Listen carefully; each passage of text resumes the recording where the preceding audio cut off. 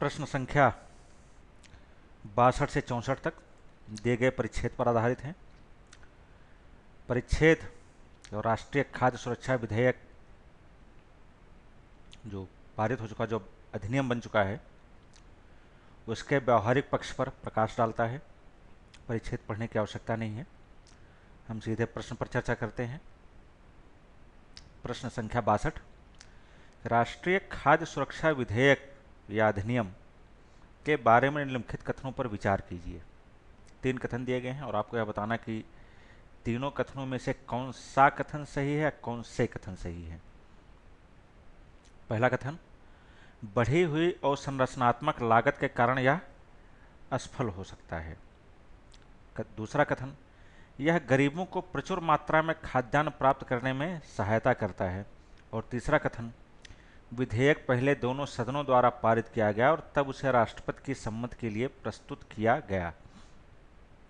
इस प्रश्न के उत्तर के लिए यदि हम परिच्छेद पर विचार करें तो पता चलता है कि तीनों ही कथन गलत हैं। पहला कथन सही नहीं है क्योंकि परिच्छेद में यह चर्चा नहीं की गई है कि और संरचनात्मक लागत के कारण असफल हो सकता है। केवल यह कहा गया है कि लागत बढ़ सकती है या बढ़ेगी। दूसरा कथन गलत है क्योंकि अधिनियम के बारे में कहीं यह नहीं कहा गया है कि इससे गरीबों को प्रचुर मात्रा में, प्रभुत मात्रा में, बहुत अधिक मात्रा में खाद्यान्न मिलेगा, बल्कि केवल यह बताया गया है कि पर्याप्त मात्रा में, कि समुचित मात्रा में खाद्य तक पहुंच हो सके। भारत की अधिकांश जनसंख्या को वहनीय मूल्य पर समुचित मात्रा में खाद्य तक पहुंच हो सके, तो इसकी चर्चा की गई, अर्थात समुचित मात्रा की गई, प्रचुर मात्रा की नहीं। और तीसरा कथन भी गलत है क्योंकि यह भी परिच्छेद से समर्थित नहीं है।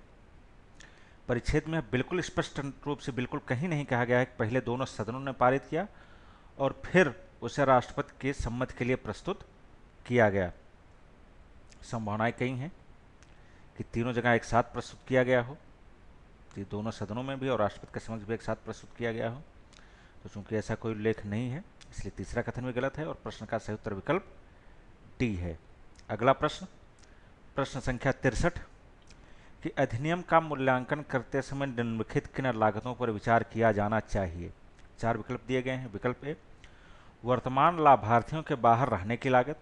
विकल्प बी, राशन की नई दुकानों की स्थापना की लागत। विकल्प सी, राजनीतिक दबावों के कारण बढ़ने वाली लागत। विकल्प डी, खाद्य की कमी की लागत।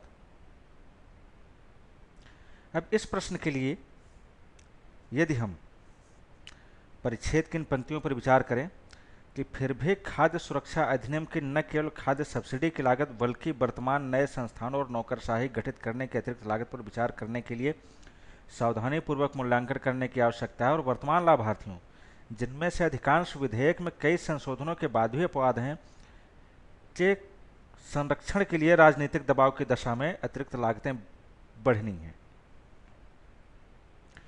इससे पता चलता है कि इस प्रश्न का सही उत्तर विकल्प सी है, अर्थात जो भी लागत बढ़ेगी वह राजनीतिक दबावों के कारण बढ़ेगी। परिच्छेद में वर्तमान लाभार्थियों के बाहर रहने या नई राशन की दुकानों की स्थापना करने या खाद्य की कमी, इसके कोई चर्चा ही नहीं की गई है, अर्थात ए, बी और डी प्रायः विकल्पों की चर्चा ही नहीं है। परिच्छेद के तो विषय वस्तु वो असंगत हैं ही। तो प्रश्न का सही उत्तर विकल्प सी है। अगला प्रश्न, प्रश्न संख्या 64, निम्नलिखित कथनों पर विचार कीजिए। 2 कथन दिए गए हैं और आपको यह बताना है कि दोनों कथनों में से कौन सा कथन सही है, या दोनों कथन सही हैं, या दोनों ही कथन सही नहीं है। कथन 1, अधिनियम से बजट पर वित्तीय दबाव पड़ेगा। कथन 2, अधिनियम को लागू करने का उद्देश्य भुखमरी का उन्मूलन करना है। इस प्रश्न के उत्तर के लिए यदि हम परिच्छेद की इन पंक्तियों पर विचार करें कि जब इन पर विचार किया जाएगा तब खाद्य सुरक्षा अधिनियम जितना कि अभी आकलन किया गया है अपरिहार्य रूप से उससे कहीं अधिक बड़ा बोझ होगा। इससे स्पष्ट है कि अधिनियम के लागू होने के बाद वित्तीय दबाव पड़ेगा, अतः कथन 1 सही है। कथन 2 सही नहीं है, क्योंकि परिच्छेद में केवल यह चर्चा की गई है कि अधिनियम का उद्देश्य लोगों को वाहनीय मूल्य पर समुचित मात्रा में खाद्यान्न उपलब्ध कराना है। उसमें कहीं नहीं लिखा गया है पूरे परिच्छेद में कि अधिनियम का उद्देश्य भुखमरी का उन्मूलन करना है। चूंकि कथन 1 सिर्फ सही है, इस प्रकार प्रश्न का सही उत्तर विकल्प ए है।